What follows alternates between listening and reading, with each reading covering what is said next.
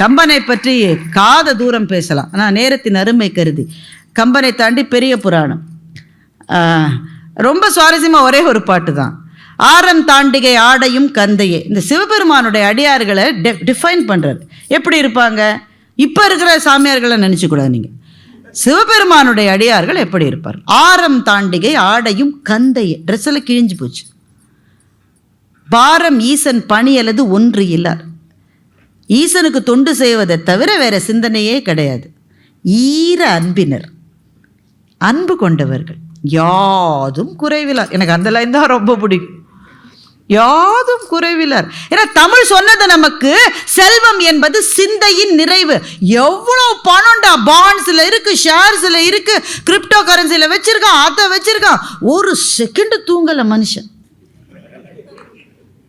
என்னை விட பக்கத்து வீட்டுக்காரன் லெக்ஸஸ் வாங்கிட்டா நான் இன்னும் வாங்காமலே இருக்கேன். அவன் பணக்காரனா? அவன் ஏழையிலும் ஏழை. செல்வம் என்பது சிந்தையின் நிறைவு.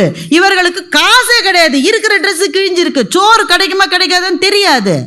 ஆரம் தாண்டிகை ஆடையும் கந்தையே, பாரம் ஈசன் பணி அல்லது ஒன்றிலார். ஈர அன்பினர் யாதும் குறைவிலார். வீரம் என்றால் விளம்பும் தகையது. இவர்கள் தான் வீரர்கள் என்று சொல்லுகிறார். வீரன்ற வார்த்தைங்க எப்படி சார் வரலாம்? அவன் வீரனா? அவன் வில்ல எடுத்தானா? அவன் அம்பை எடுத்தானா? 10 பேர் தலையை வெட்டினானா? எது வீரம்? எது வீரம்?